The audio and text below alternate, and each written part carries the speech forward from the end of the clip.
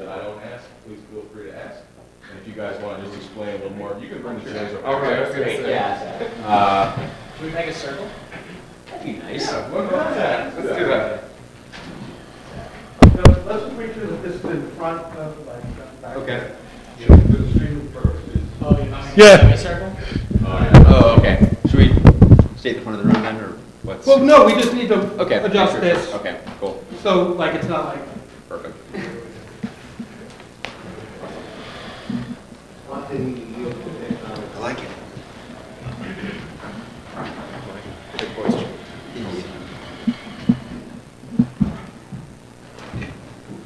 All right, well, thanks for coming, guys. I think the first thing, I guess, which would make the most sense is just to introduce yourselves and explain what stage in formation you guys are at and the work you guys are currently doing. So, yeah, you want to start? Great. I'm Danny Gustafson. I am currently teaching at Fordham Prep, so teaching freshman and junior religion. I'm in the stage of formation called Regency, which comes after philosophy studies or first studies and before theology studies, and after theology comes ordination. So about halfway through formation, just arrived at Fordham Prep this year and sort of settling into high school teaching. So very familiar environment and very glad to be here.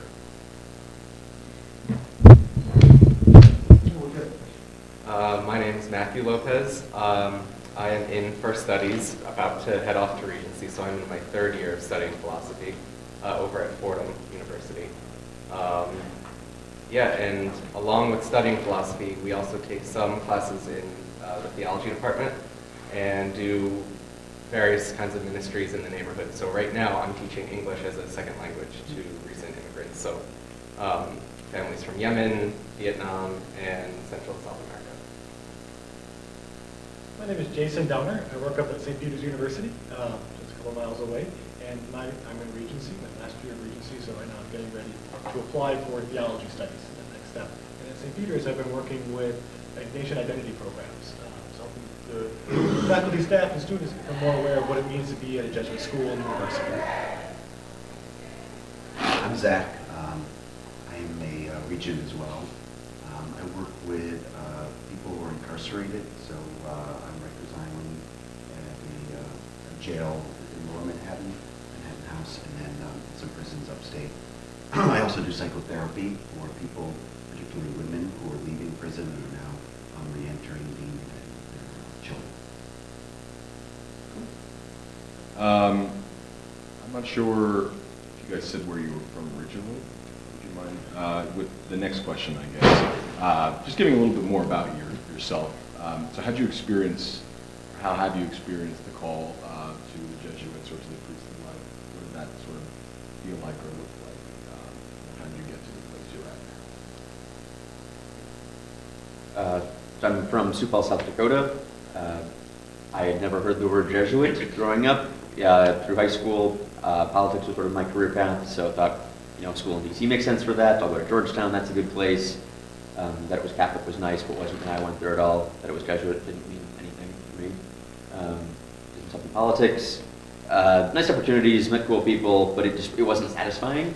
I got to know some Jesuits when I was, from on campus, and they were saying masses and stuff, and they were just like normal. Regular guys had hobbies and interests, and perks and pet peeves and neuroses, just like regular, very human sorts of people. And so at some point, realizing that this politics thing wasn't that fulfilling, the thought occurred to me of, these Jesuits like schools, I like school, style of prayers is engaging, and that idea just wouldn't leave me alone. So at some point I gave up fighting it and wound up here. Did you enter right after college? I did, yeah. So I graduated in 2011 and entered a couple months later. Again, Matt Lopez. Originally I'm from Philadelphia and went to our Jesuit high school there, where sort of, AMPG, Magis, Cura Personalis, that was sort of shoved in our face from day one. And for the 4 years there, I was very lucky to get sort of where these guys are in formation, regents, to come. So I got to see a lot of the younger folk, younger guys interact with the older Jesuits, and to see that even with the age difference, they were still living very similar lives, and they showed up every day for us, and that was really special. And so, looking at colleges, I knew I wanted to go to a Jesuit university, and I went to Loyola Baltimore, where I saw different students from different parts of the country and various backgrounds take all of those Ignatian mottos and mantras that I grew up with and made it their own. And in conjunction with the Jesuits who were living there. And so I got to know the Menon community and said, you know what, this seems like a viable life option, and I just said, yeah, let's do it. So I entered right after college myself. What was your major? Speech pathology and audiology. Yes. So speech pathology is, when you have stutters and things like that. Audiology is the hearing side. So when people are hard of hearing, or they would like cochlear implants, or if families with children who are recently diagnosed as being profoundly deaf, teach them sign language and sort of get them off the ground. So it's a little bit of a cultural a dimension to a clinical work, which I really enjoy. My name is Jason. I'm from Rochester, New York, the great city of Rochester, home of Kodak and Wegmans grocery stores. My first interaction with the Jesuit schools was in HAP, the Higher Achievement Program at McQuaid in Rochester. So between the summer of 7th and 8th grade, that was the first time I really heard what it was about, and went there. Then I went to McQuaid Jesuit for high school. And through that, really involved in campus ministry work. Loved going on retreats. Kairos, my senior year, was so important. I still have Jerusalem Cross on my keychain. Not necessarily from that specific Kairos 16, 18 years ago, but it's from one of the ones that ran out in college. And that was the first time where I realized, I can have a personal relationship with God. Like that is something real. I've been hearing about this for 3 years from these Jesuits, mostly older, but it was on that retreat where I started making a connection to it. Hearing about the life of Ignatius was always fun. We used to have good friends. A lot of times it does not work out that way. And I took a lot of that blame and responsibility. And so I worked there for a few years, but it was working with the Jesuits on a colleague basis. And going through the spiritual exercises, going through an meditation program throughout the course of the year, where prayer became a regular part of my life. And it was through that, once I actually started praying, when that call to being a Jesuit started coming back. And entered into a 2-year process of discerning where was I being called to love, as a Jesuit or as a husband and a father. And it was a really good 2 years of discerning those two things, knowing that neither one of them would feel bad. They're both wonderful choices, and that's what real discernment is about, is between two good choices. And so allowing myself to enter into that process was really helpful. And so when I entered in 2010, and here I am with you guys. So I'm Zach again. I'm from a very large metropolitan area in Western New York. Belmont, you heard it? Yeah. You never heard it? They don't know about Jersey City either. It's a very small town, about an hour and a half south of Buffalo. And so out of high school, I actually joined the Diocese of Buffalo. And I was studying for priesthood in the Diocese of Buffalo. And so at that time, the bishop was sending the guys who were coming out of high school and studying for priesthood to an area college in Buffalo. And so at that time, the bishop sent me to Canisius College, which is run by the Jesuits. So I did my undergrad at this Jesuit college, Canisius. I had some Jesuits for professors, but I wasn't really involved, certainly not to the level that Jason was involved at Canisius, because I had this formation program that I was a part of. And then I went to major seminary and then left. And it was really during that time that I reconnected with the Jesuits. I was seeing a therapist at the time who was a Jesuit and lived at Canisius College. I was seeing a Jesuit who was a spiritual director and lived at Canisius College. It was through these relationships, really, that came the invitation to consider finding my place in the church through the Society of Jesus. And so I think that was probably one of the main impetuses for me to join the society, were these really strong, courageous courageous, very loving, open men that I met at the Jesuits at Ignatian College after I had gone to school.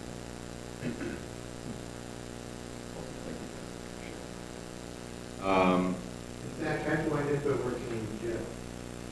Oh, I went as a novice. When I was a novice, what do you call the fall? Apostolate? No, fall apostolates, yeah. You go into the... Experiments? Well, it wasn't an experiment. Is it? Yeah. Anyway, you're sent into the community in Syracuse. You work for a couple days a week. A couple days a week, and I went to the local jail to start working with the inmates, and now we're facing about 25 years to life working in the jail system. Actually, I did it for studies. I got a clinical social work degree in St. Louis, and I did clinical work in the prison there, and then for Regency. That's what I'm doing. So. Can one of you guys speak a little bit more to the actual formation process? So I know you're using terms like Regency and Oh, things sorry, like yeah. that. I'm just not sure how much these guys might know about it. So maybe one of you can talk about the actual stages? All right. So we'll each take maybe a different stage. So the first 2 years of becoming a Jesuit is called novitiate. And so any religious order who join the Franciscans, Dominicans, or women religious who are becoming nuns, right? That first process of formation is called novitiate. So that was a period where we're all called novices. So when we say novices, that was the first 2-year period. And what's happening during that 2-year period? You go through a series of experiments to get to know the Jesuits, and the Jesuits to get to know you. Ultimately, it's about deepening that relationship with God and developing a prayer life to make sure this is the life that you want. And so, novitiate isn't for us in the Northeast. We're all from or entering into the Northeast Maryland provinces. Sorry, very particular in Maryland. I didn't. And it's in Syracuse, New York, right off of Moreland College's campus. So it is it's excluded from a lot of our family and friends. It's not in a major city. It's in a way because they want us to withdraw from our regular life. They want us to withdraw from our regular routines. So some things that came as a little bit of a transition shock for some of us. No cell phones. We had to give up our cell phones. Anybody that was working beforehand, you weren't using your money anymore. So we didn't have our debit cards or credit cards. We had a monthly allowance, for lack of a better word, of $75 a month. And anything we had left over had to go back to the person in charge of us, who's called the novice director. And the novice director's main job, right, he's got a lot of different responsibilities, but his main job, he says, is to pray and love all the novices, which is very cool. And so we go out to the community a couple times a day, a couple times a week, to various places, hospitals, soup kitchens, elementary schools, just to get a sense of what does it mean to be working as a Jesuit. Other times we're taking classes inside the novitiate building itself, learning about the Jesuits, learning about the history of the Jesuits, what do these vows mean of poverty, chastity, and obedience, learning before we say we want to become a Jesuit and take those vows, we should really fully understand what those mean. And then the big part of the first year of novitiate is making the full spiritual exercises. Have you heard of that? Yes, I'm nodding heads, very good. All right, so for the full form, it is about just over 30 days of silence. And for us, we made it in January. I think you two were Gloucester? The four of us, we all made our retreat in Gloucester, Massachusetts, right? In the dead of January. Like, it's a bleak place to be. On the ocean. It's a month of silence. That is the prayer that Ignatius proposed 450 years ago for us to encounter and develop a personal relationship with Jesus. And so during that month period, we're praying through a lot of different meditations and Bible and scripture passages. You're talking to a spiritual director each day. That's your main contact, is the spiritual director. And then after that, we have some more different fun experience where all the novices get together in Denver. And then come back, we work in the hospital for 6 weeks in Calgary in the Bronx, which is where we're working with patients who are dying.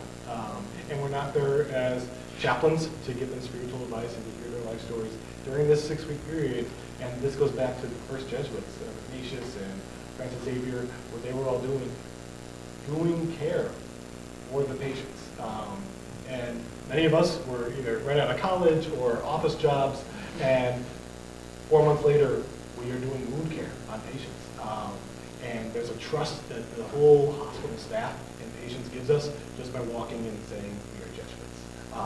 Because Jesuits have been going to the same hospital for over 50 years, I think, now, Yeah. Father Bowler, is that right? True that.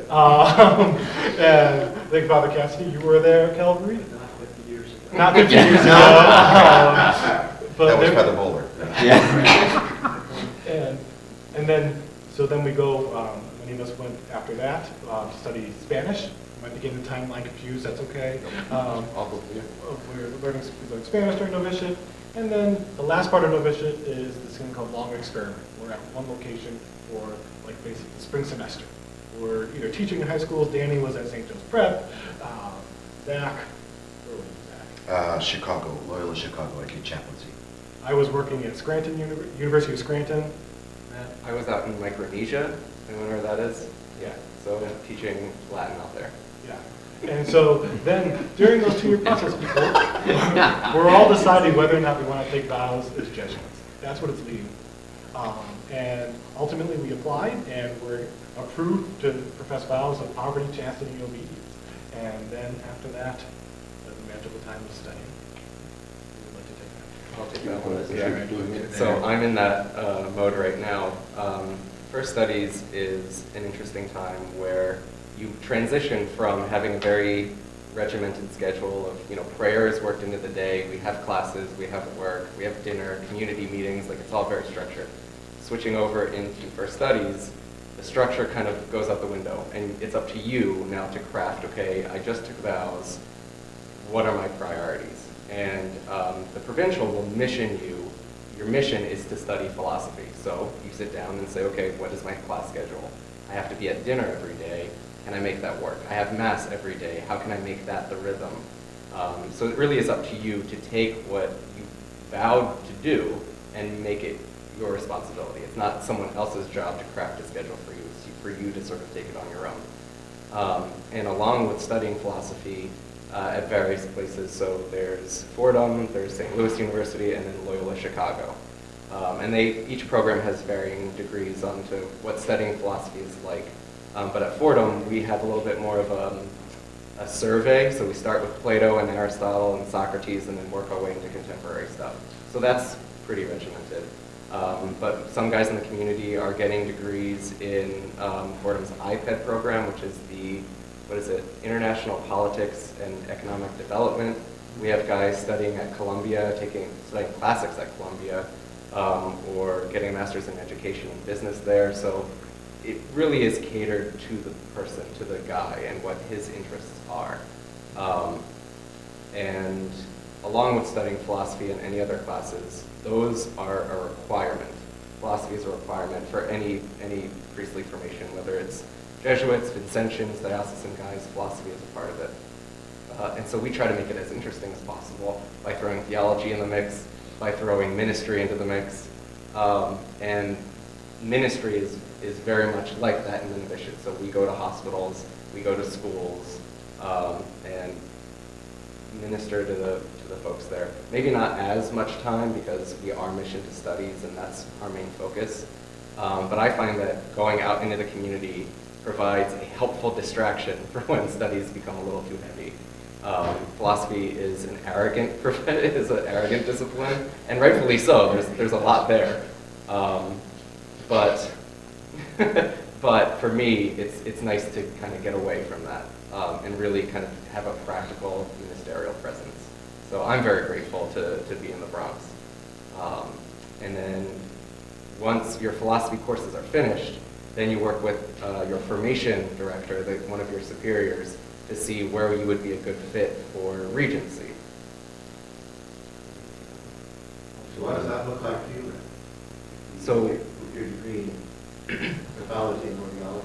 yes. So for me, I'm in talks with my formation director right now, and so we're looking at a high school Regency. So my degree, my undergraduate degree, might not be applied right now, but that's okay. I know that I would want to do further studies later, so right now I would like to do something a little different, something I might not get to do down the line. So, teaching in a school like this would be a lot of fun and something different. So, yeah, there's a lot there. It's a very fruitful conversation. But again, the program is tailored to the guy and what his interests are, or where he's feeling called, and where the society needs him. So it's ultimately a conversation.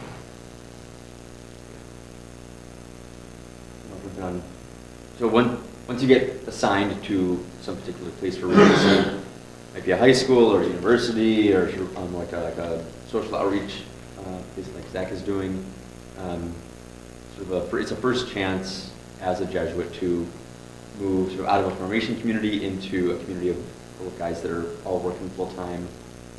Like the house I live in at Fordham, there are a few of us that work at Fordham Prep. Most of the guys in the house work at Fordham University. A few guys work elsewhere in New York. But it's sort of a chance to roll up your sleeves and again get to work full time as a Jesuit. So probably most guys wind up in a school of some sort. Some guys do other sorts of things. Usually lasts 2 or 3 years. Some guys go internationally. There's a guy from the Snow who's down in Nicaragua for doing political development and economic development sorts of work down there. But sort of a chance just to be fully apostolically engaged. So at this point we've been through usually 2 or 3 years of studies. Chance to sort of walk out of the classroom, or walk out of being a student in the classroom, and in my case sort of change which side of the desk you're on. But to sort of dig in and work for 2 or 3 years full time.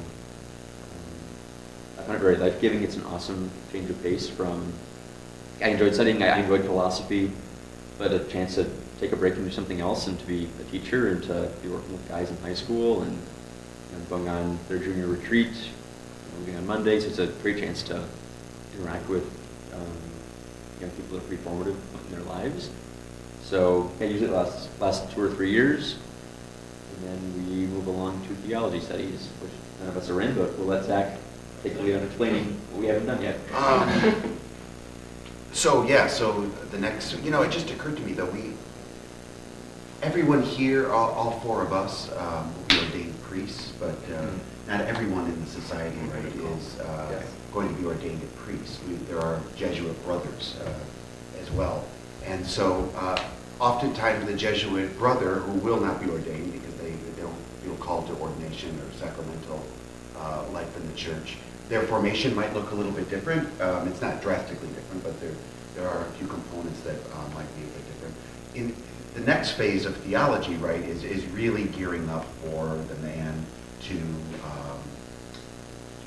to fully participate in the church, in the sacramental life of the church, of presiding in Eucharist, hearing confessions, witnessing marriages, things like that. So there's 2 theologates in this country that are international houses. So these houses have Jesuits from all around the world who are coming to study theology. One is up at Boston, at Boston College, and then the other one is out in Berkeley, California.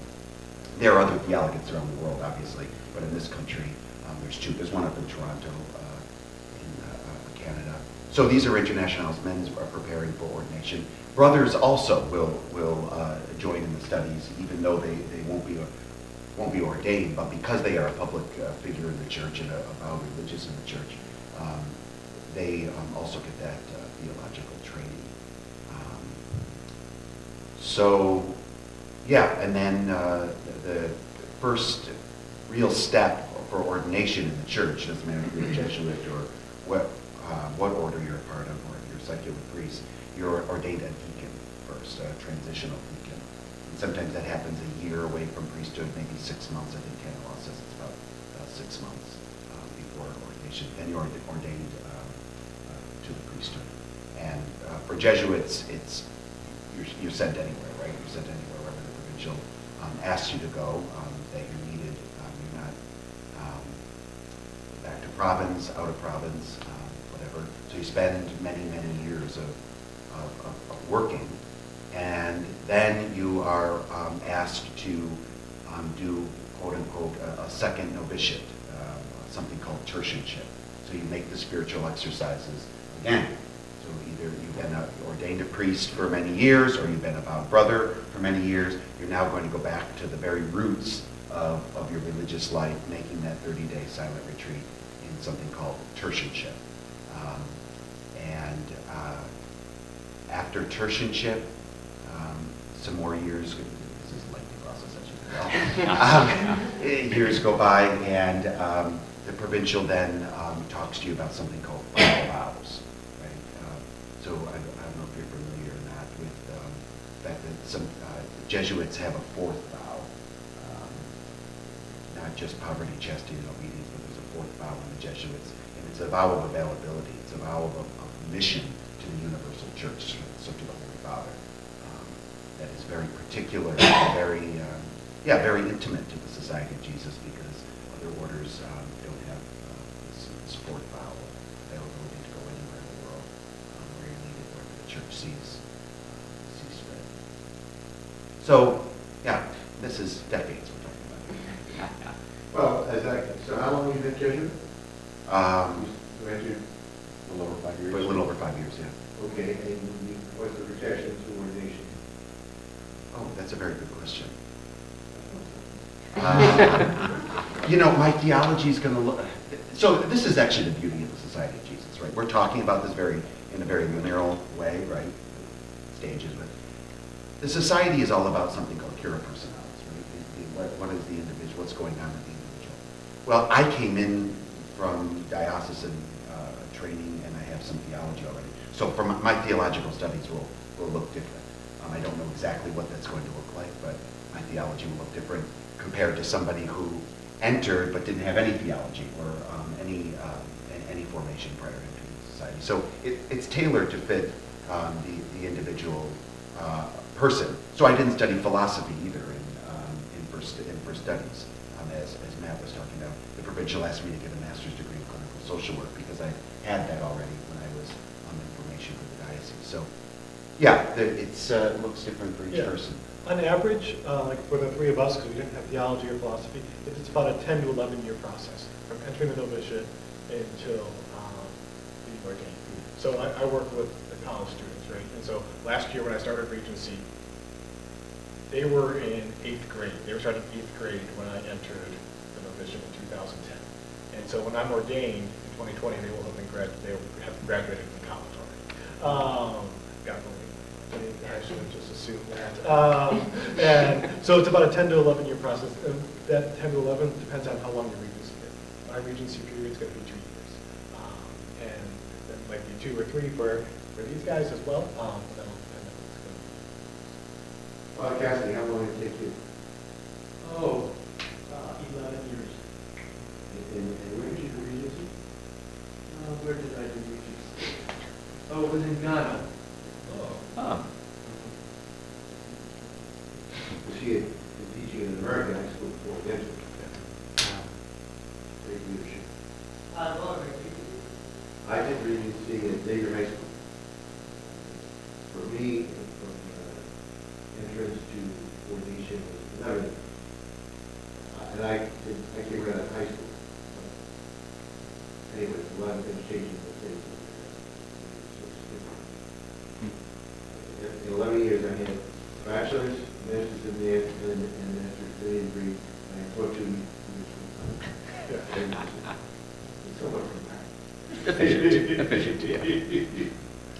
So we actually only have about 5 more minutes left. So maybe you don't all have to answer this if somebody feels so inclined.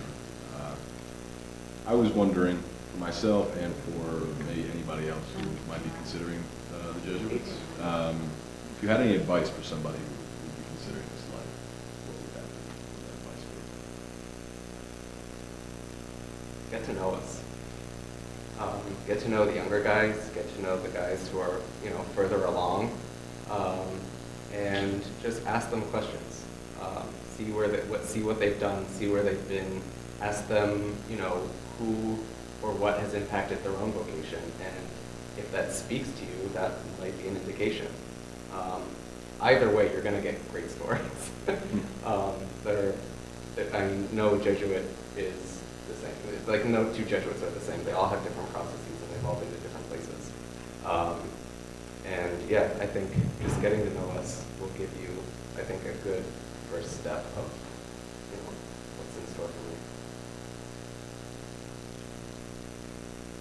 I might say really and boldly, ask Jesus, right? Just ask Jesus. Ask Jesus if you should be a Jesuit. And you can trust that inner voice that's very deep within. And I think that's a question that doesn't just happen one time. I think that happens every day when you spend time with him. You know, is this the life for me? Is this what I'm being called more deeply into each day? And I think Matt's suggestion of hanging out with Jesuits is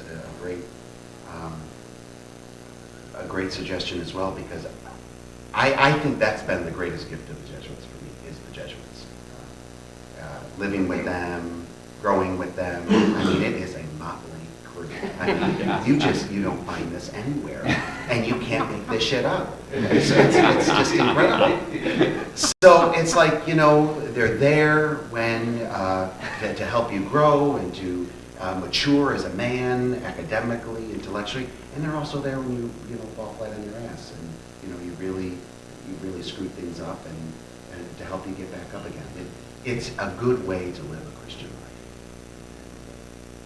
The other day, a week ago, the Pope spoke to our Jesuit congregation in Rome, and he was talking about the need to preach joy and bring consolation, and then he went off script, as he often does. And he said, what you really need, virtue, that natural virtue that brings you closer to God. Mm. Oh yeah. So, Oh, yeah, sort of building on what Zach was saying, that the examine, I suspect is something you've at least heard of for a few years here. That's like sort of the bread and butter prayer of Ignatian spirituality, like looking for what is God doing in my day?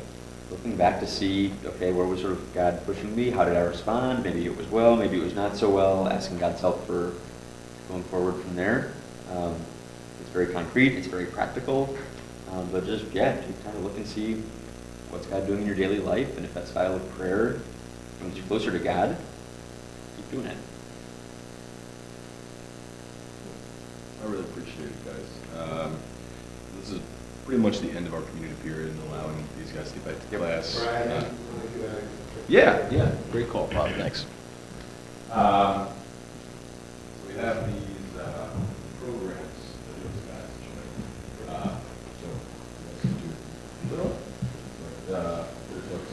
Personal files of Yes. assuming you're Yeah. familiar. Oh, yeah, we got this.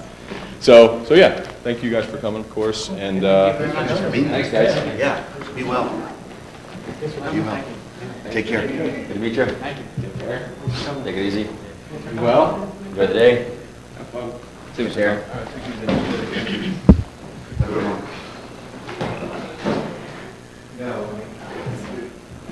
So I'm not exactly sure. I think it's called. How different the next part is going to be. I honestly have no idea who's going to be here. I don't know if these chairs are always set up like this, because clearly that's very, ambitious. I'll get some people walking in. Cool. And this might be a class, so there might be a Okay, good gotcha. kids here. All right. But, so yeah, the blonde-haired kid, I probably should have, maybe, I don't know if I want to put him on the spot. But blonde-haired kid, Cole, is a senior. The kid who sits in the second seat, also a senior. I think the other two kids might be juniors. He was the youngest. I can't remember where he was. But yeah. When he was supposed to be here. Right, yeah. Cool to have. For me, that sort of makes sense. I don't know about voluntarily. Oh, geez, danger, yeah. I'd be thinking about being a Jesuit. Yeah. I know. My mom would probably be like, oh, Yeah. they're going to get their cause. Exactly, yeah. Appreciate it. It's enlightening for me as well. I keep people have tried to tell me about the stages of formation 5 times. It took me 2 years to get it down. Right, that's half what the division is. Yeah, what are we getting ourselves into? Well, I was going to say, when the question I might ask you some of the same questions too. I know. Yep. These cards, like it's these guys. Yeah.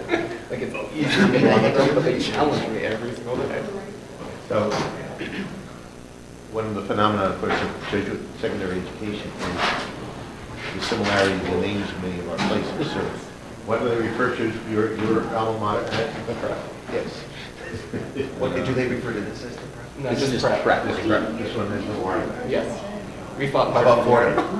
Fordham is the Prep. Well, in the building, part of prep calls itself the prep, Yeah. which confused me for the first couple weeks. Now it's sort of Yeah. culture and interest. Yeah. Fairfield is also Prep. Right. Ken, do you want to, I don't know if you're leaving now, but do you want to say? No, it's fine. the conversation. I'm good from the background. They'll say Fordham Prep. Or if you're talking about Fordham University, they'll say Fordham Prep, and then once they preface that, then it's Yes. Prep. Right. Yeah. So then I'm like, you know what? That's an important distinction. Yep. Like, we don't need a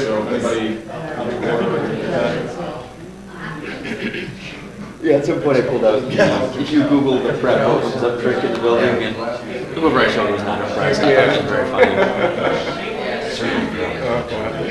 And so, And even in Spelman, if you refer to the prep, it is not at all clear whether to St. Joe's or Fordham. Yeah, just with half the guys. Yeah, I mean, like, there are probably 3 or 4 guys now.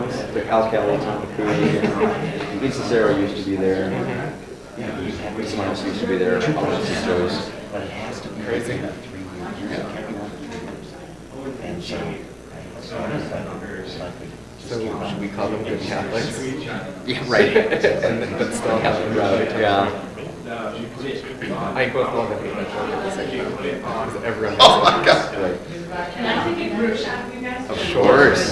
Yeah, sure. We, Also, Jason, can we talk about this? My brother goes to Canisius and lived in Dugan, and my sister did the higher ed program at Canisius. I was gonna say, Yeah. When Big we were news. talking, standing, sitting? I think we should stand. Yes, I think so. I think Danny should be sitting, we can stand around. yeah, you had a long travel. That's true. I thought I had a long way coming from. All right, good. So you guys go together? we're gonna go back. We'll go back. Yeah, we should have planned. Yeah, the Jesuits are not great at I haven't communicating and sharing noticed. things. I haven't noticed. Yeah. How do you feel about Sheila's big news? That's fantastic. Her wedding? Yeah. I'm very excited, although I feel like every day we chat, it's like another ridiculous thing. And like usually it's like my my sister calls me, I'm like, "Mom's bringing you back." Yeah. Moms always have that attitude up until like the day afterwards. Yeah. But no, it should be flat. Where is it? Here. Oh, it is. It's like really Jersey, that you're called Ignatian. They'll be like sculptures, like, and ironically on Earth Day, so like, it's like this shrine of non-sustainability. But I don't think they're going to do it. Our anniversary is birthday. So, how are things going at Ford and Front? Really well. It's not fun. It's exhausting, but it's not fun. Well, Joe is great. I haven't gotten to Ford and Front yet. I was thinking of emailing Joe, maybe I'll come to the message reception. Awesome. I'm trying to do a different holy day of obligation at every school. Oh, cool. So, Yeah, yes, we have school masses for most of the. that's right. Yeah. I went to BJP. Yeah. You coming up, you heard me preaching on Tuesday, so you missed your chance. Andrew Hansen did mass here last year, and he preached on the same mass. Like, don't know young people. Yeah. So they were like, and he like went around and was like, kept doing the kids like slap dance. He's very suave. You know, Yeah. and He is he was very talking about suave. soccer. The brains are just melting. Yeah, they were just like, I think he had on like chakras or something. Right. Yeah, but like something along those lines. Yeah. I'm going to send this to my Benigno. Hopefully, Yes.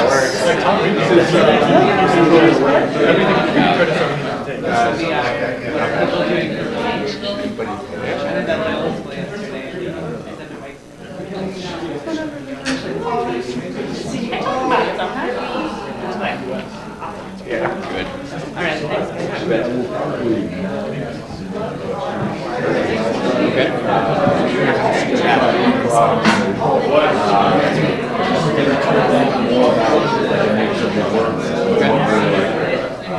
I'm going to ask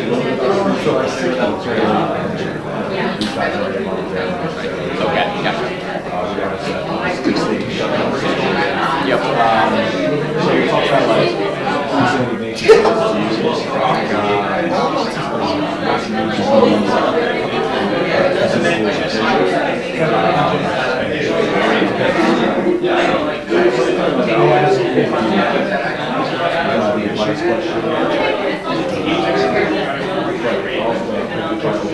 Awesome. That'd be great.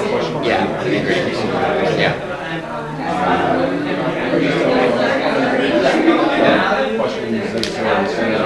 Should we center ourselves since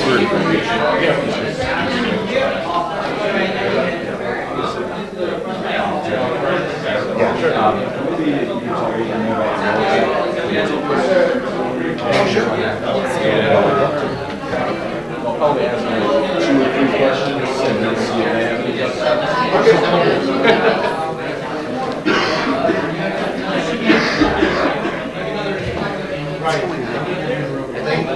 Because there's too many of them, we can't. Oh, should we scoot forward though? Yeah, you want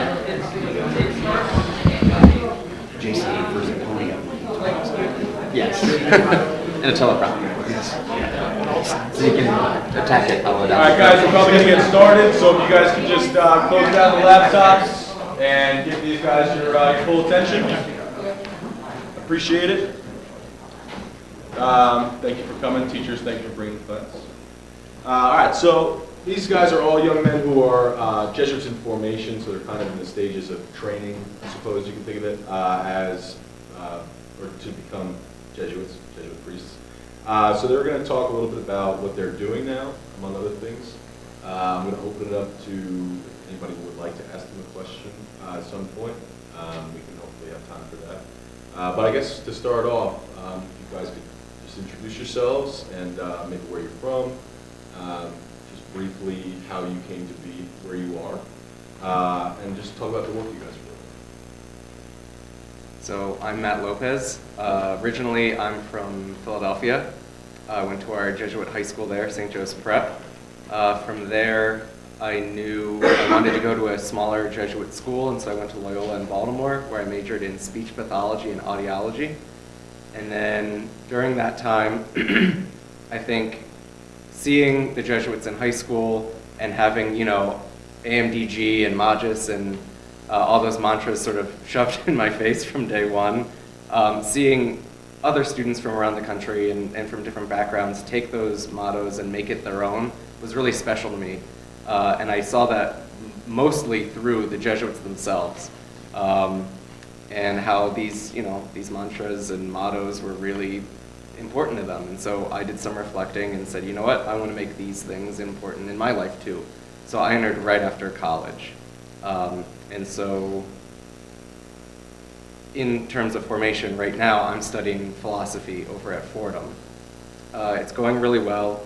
In addition to philosophy, I'm also studying Spanish and American Sign Language. I'm helping out both at a deaf church and a Spanish church.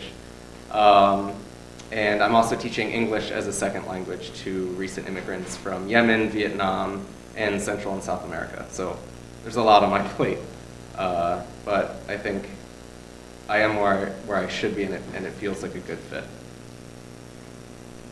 I'm Danny Gustafson. I'm originally from Sioux Falls, South Dakota. Coming out of high school, I wanted to go into politics, so I thought, all right, I want to do politics, where should I go to college? DC, best place for politics. So I ended up going to Georgetown University in Washington, DC.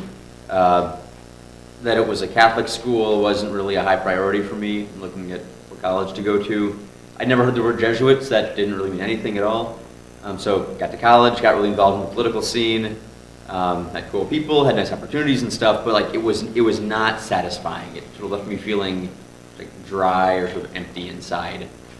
And during college, I got to know a few of the Jesuits, campus ministers, professors, and they were just normal human beings, regular guys, had hobbies and interests and pet peeves and sort of regular human sorts of things. And thought, you know what, like they like school, I like school. The style of prayers seems life-giving to me.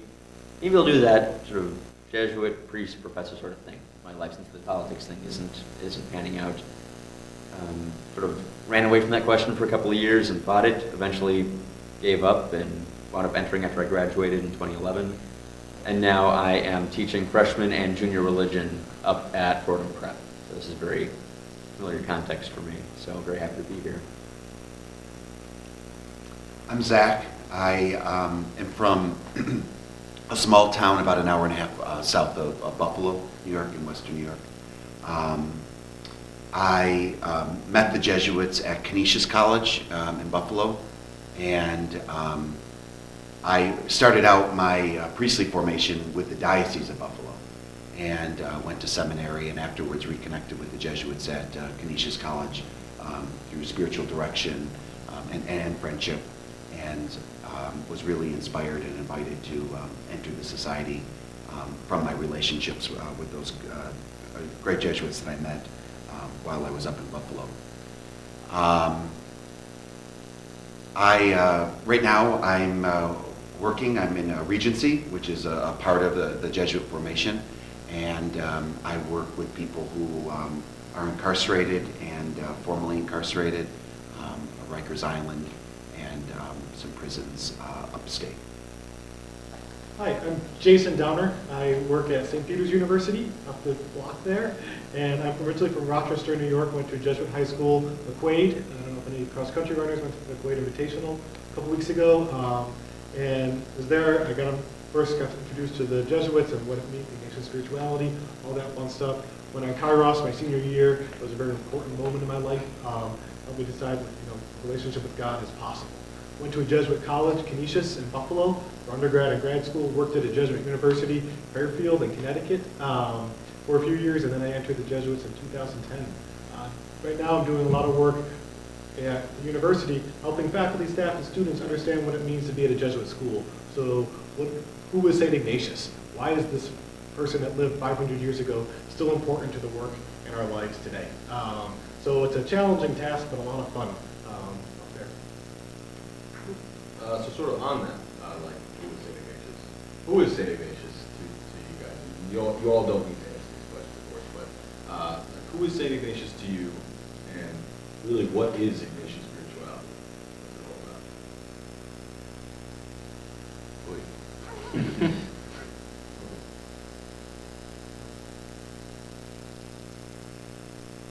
I'll start with what is Ignatian spirituality. I think there are two focuses of Ignatian spirituality. One is Jesus, or the society of Jesus. Ignatius' spiritual exercises are ultimately about developing a personal relationship with Jesus Christ. That's the primary focus of most of the meditations over the course of that month-long retreat. And it's really about taking time just to talk to Jesus like you'd talk to any other friend, just speaking to him simply, straightforwardly, checking in, how's the day going, things like that. And then secondly, it's world affirming. So Ignatius, because of God, saw the world as a good place. So saw the potential for God to be active and present and laboring anywhere, anytime, any circumstance in the world. So focus on Jesus and recognizing that the world is a good place are two key qualities I would point out. And I would add that it's also practical. So has everyone here heard of the Examen? Mostly nodding heads, a couple tired faces. Okay. The Examen, it's a very practical sort of prayer. Looking back on your day, looking for where is God active. So Ignatius was a pretty practical guy. So he's developing prayers that are practical, that you can apply to your daily lives. Look to see pretty concretely, like, what's God doing? What's God asking of me? What are my desires? What are God's desires? How am I responding? How could I respond better? So focus on Jesus, world affirming, and it's practical. Three things I would point out. I think to your question of who is St. Ignatius, to me, right, I think he's somebody, like Danny was just saying, very practical person to relate to. We think of the word saint and like, oh, this person's very holy, they're the best people in the world, they've always been praying, they've been praying since they were 2 years old. No, Ignatius starts off his autobiography saying that for 26 years he was given over to gambling and being very vain and loved going on dates. Right? He was a man of the time. He wanted to be a soldier. He wanted to be glorified. He wanted to be popular. And it was only after he was struck in the leg by a cannonball where that started thinking started to change for him. It was a long process of wrestling with that, like what's really important to him.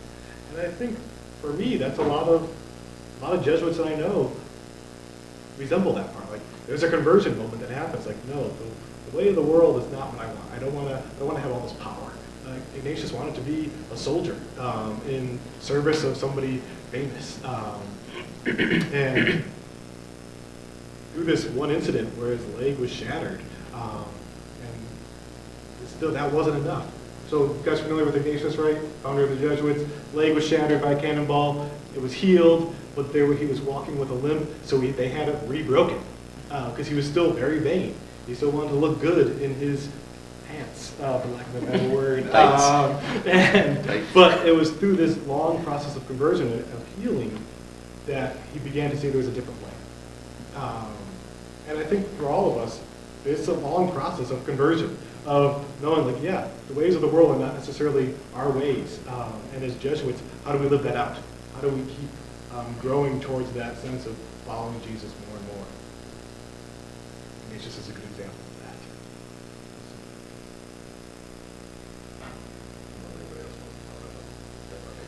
No, I'll jump in.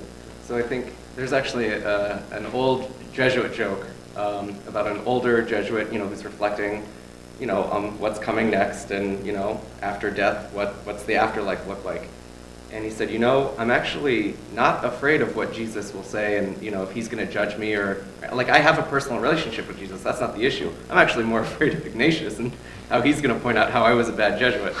But for me, I don't see Ignatius as being stern. I think he's a prime example of what it means to be a man for others, to always, every day, wake up and choose someone other than yourself.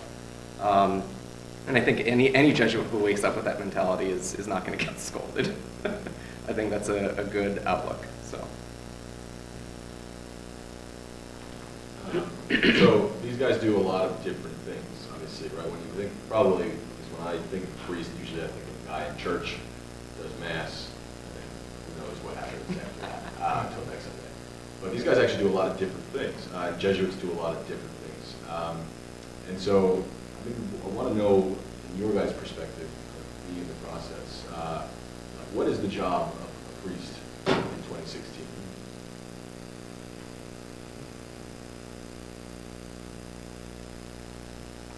Have any of you ever been locked up before? Been to jail? You've ever been locked up?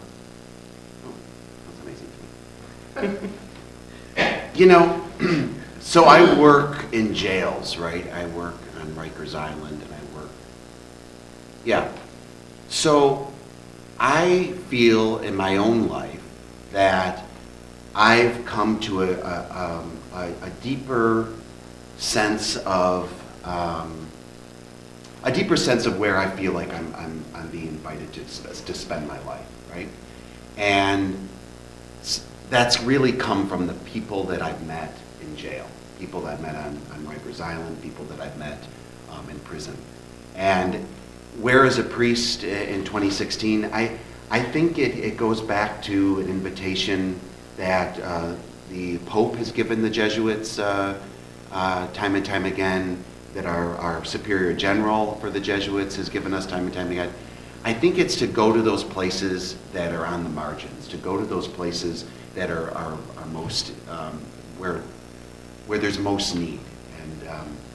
And I don't think it always depends on geography, right? I don't think you have to go to distant isles. I don't think that you have to even go to distant places. There's geography, there's spiritual places, there's psychological places, and then there's very physical places where people are. People in jail, people on the streets, people right here in the high school who are most in need. So I think in 2016, I think one of the things that's a real invitation for priests, I think for Jesuits, is to go where there's the most need, to go to those margins, those places where, it might be a little bit of a stretch, it might be a little bit of a leap, a little bit of a risk. I think along that note, a large part of the job is just showing up.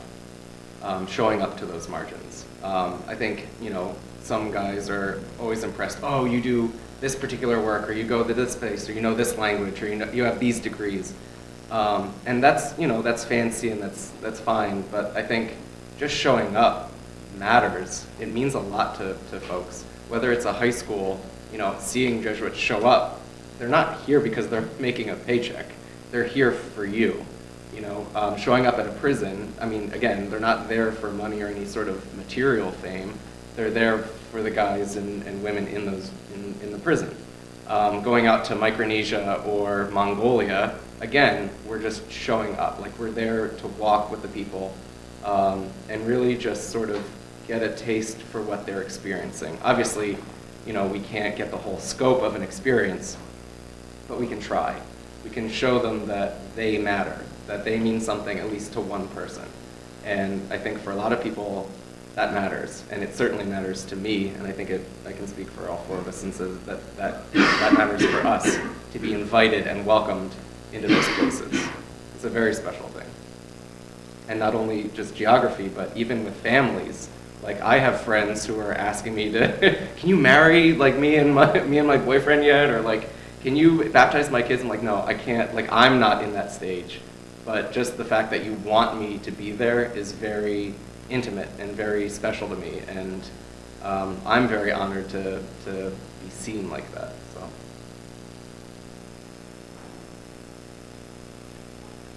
I got another question. So what is your favorite part of being a Jesuit? I don't know, I know Zach said you were thinking about being a different kind of priest at some point. You switched to the Jesuits. Other guys, you know, Jesuits from day one. But like, what is your favorite part about the life? What do you find most rewarding,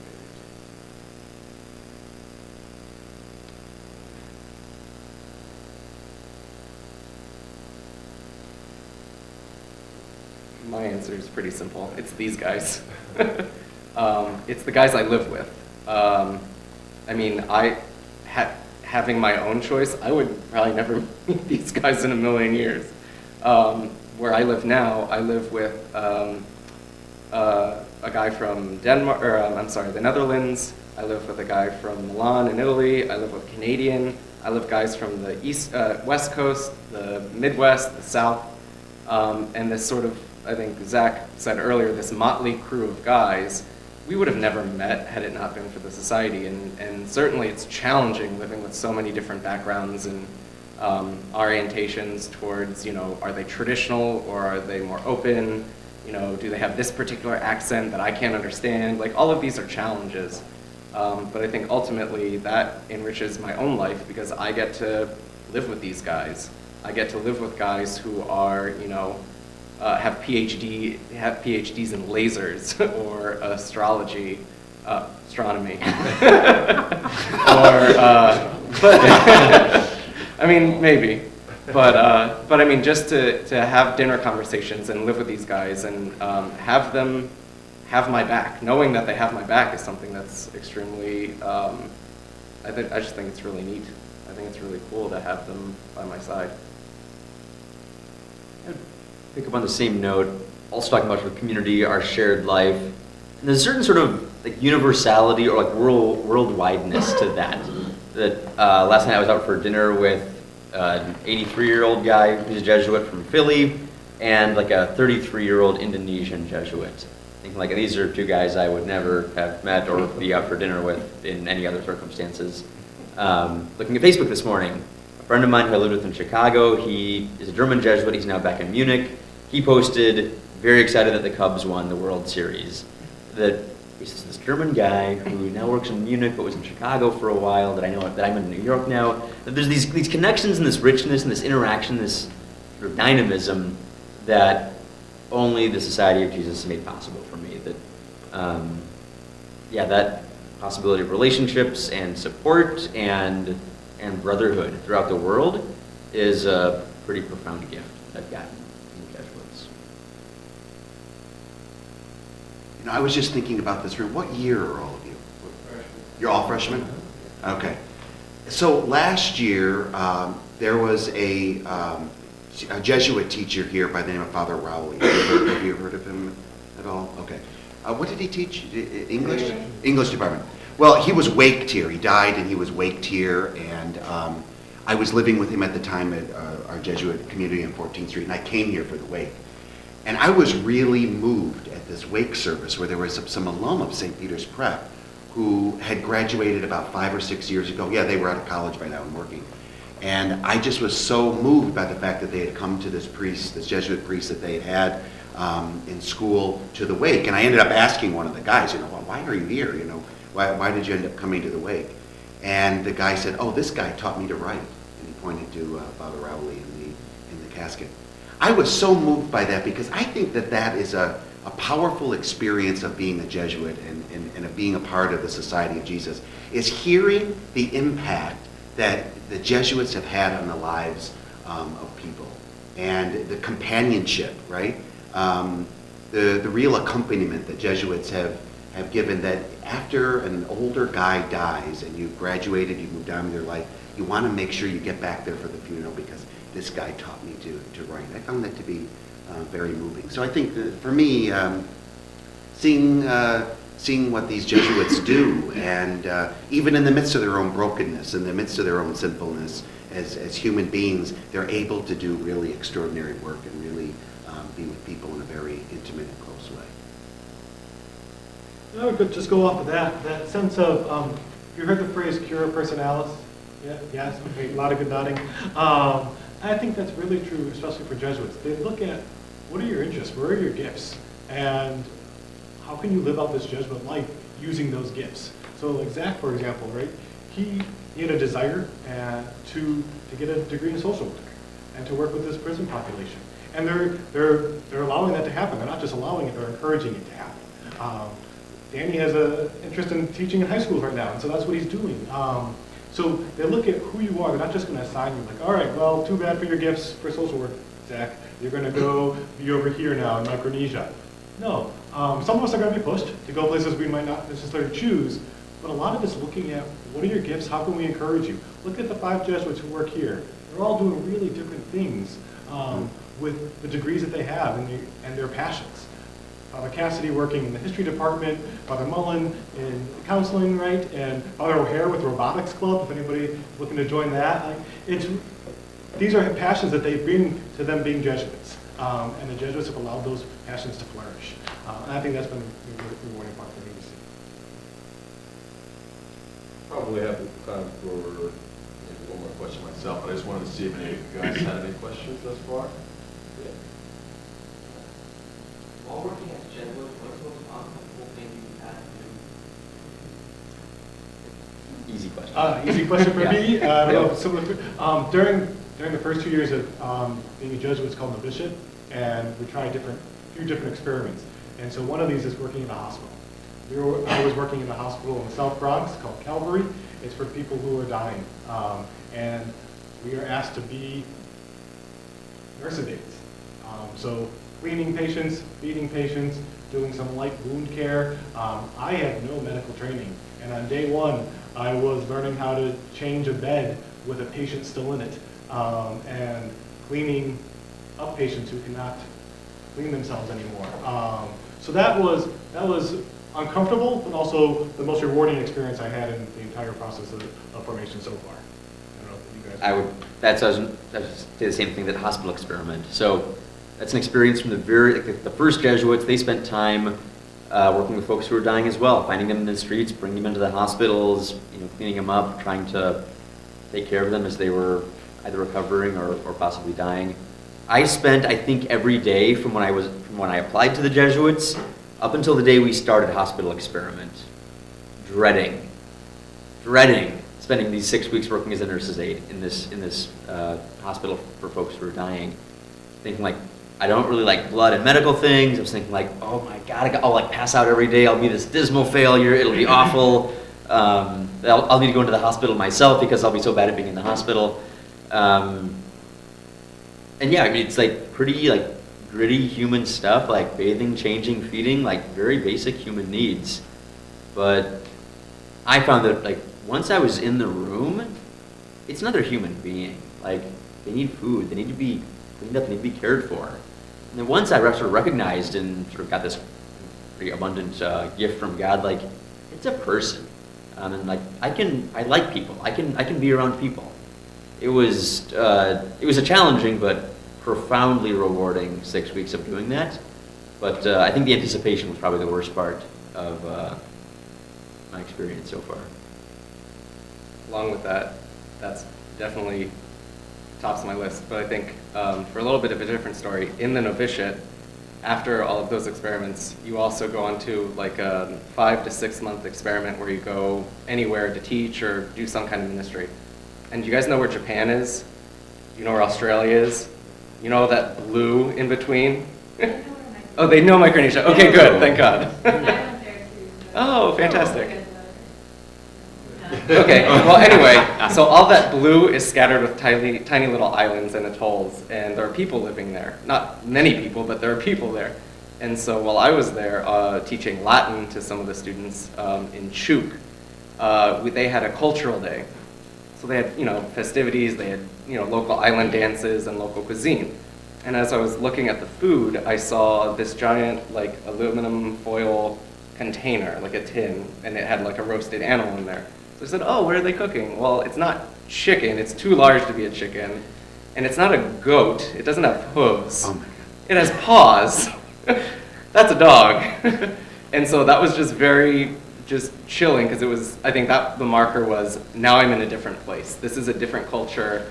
This is not my culture, but how can I at least try to be there and be as present as possible without, showing them that this is not kosher for me, but this is their culture, and how to show that they are important to me, with all of their quirks. So I think for me that was the most uncomfortable thing, was seeing a dog in an aluminum foil thing.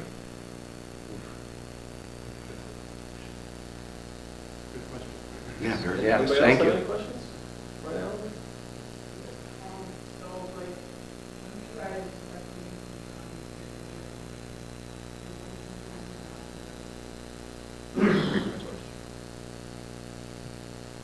I think on average, the process is about 10 or 11 years.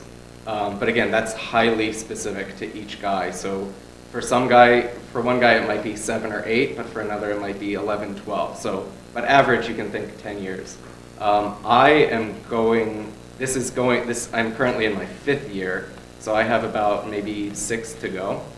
But even then, it's not finished with ordination. I mean, once you get ordained, you still go through a process of, okay, is this really what I want to do for the rest of my life? And so about, every year, every couple of years, you have to take time and say, is this a good fit? Do I want to live with these guys for the rest of my life? Do they want to live with me? Am I a good fit for this kind of lifestyle? So I think there really isn't any end date. The end date is kind of when you pass on. But yeah, I think the formation process doesn't really end. You're always kind of asking those questions. But I'll get hopefully ordained in about 6, 7 years.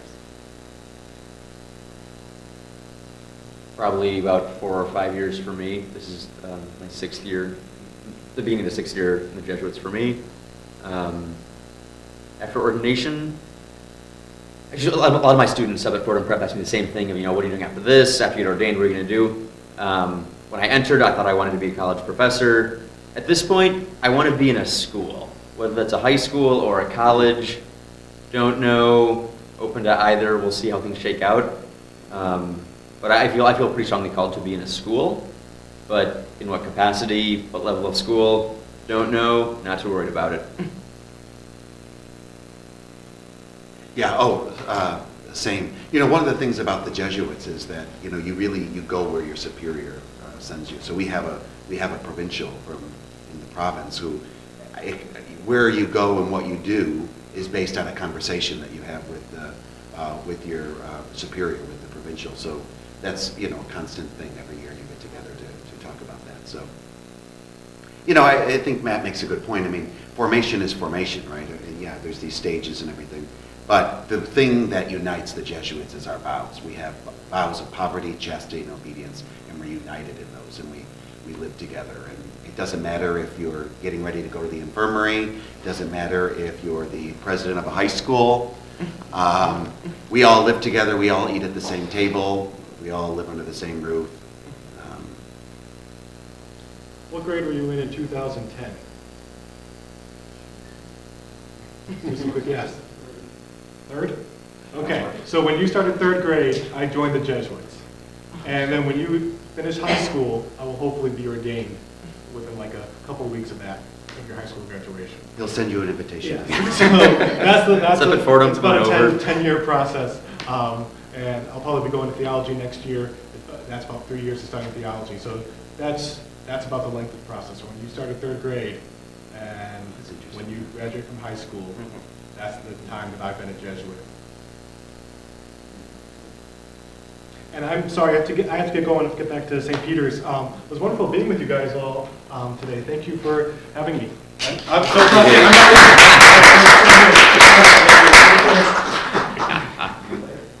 so So I just had, well, actually, if there's any more questions for you guys, Yeah. they've been good questions, so feel free. Okay. All right, so I had one more question myself. I always learned growing up, it took me a long time to figure out what this actually means, but, you know, when someone said, you know, define prayer, what is prayer? And people always say it's a conversation with God. And I said, well, I understand that, but I don't know what that looks like, or I don't know what that feels like. So maybe I was wondering, like, if you have another definition, or if you have another understanding of prayer other than a conversation with God, even though I think I understand that now. Maybe talk about what is prayer to you, and or why is prayer important? Why is it important to pray? If no one's going to force you to do it, and tell you to do it, why do it? Please. I can tell you a story with prayer. I just am coming across this as something that I think is real for my own life. But I work with kids on Rikers Island, right? So they're about your age, maybe a year older, and a lot of them are locked up for very serious things.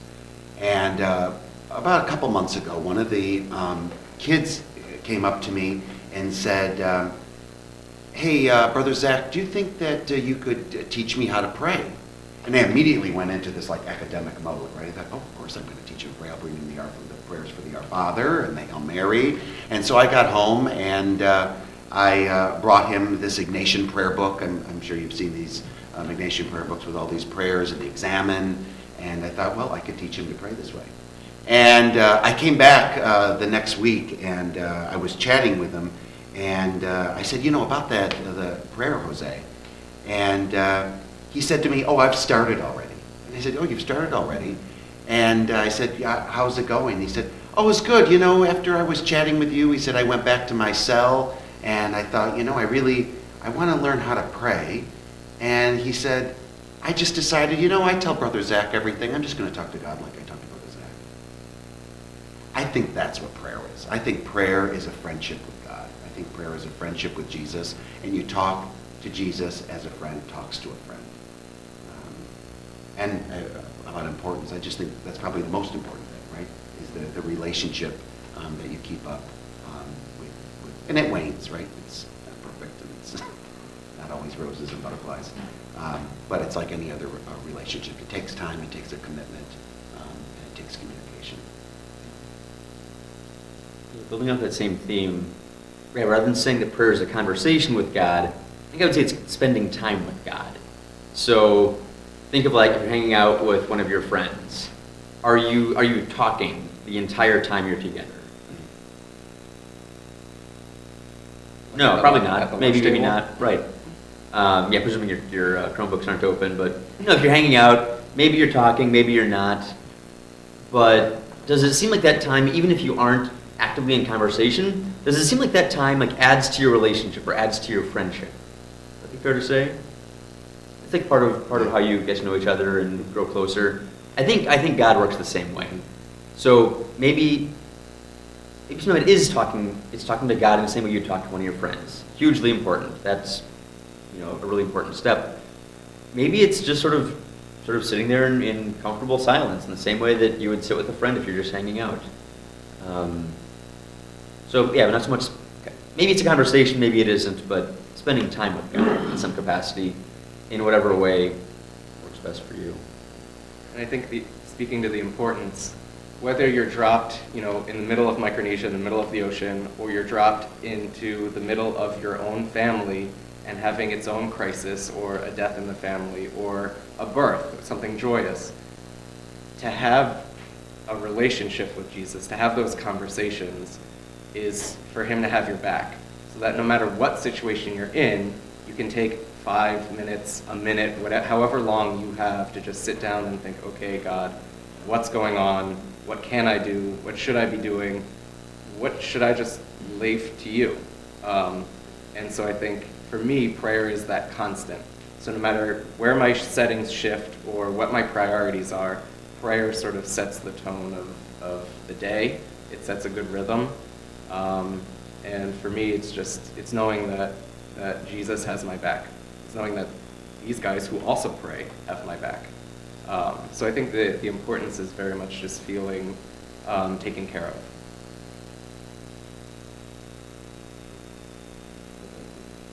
11:25 or so.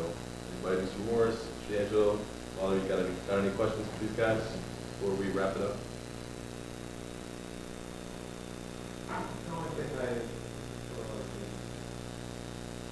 Cool. Okay. Well, thank you guys for coming. I really appreciate it.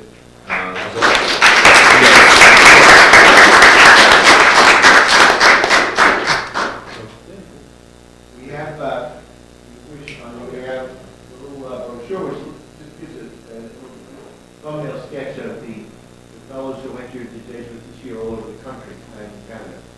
So we're one unit.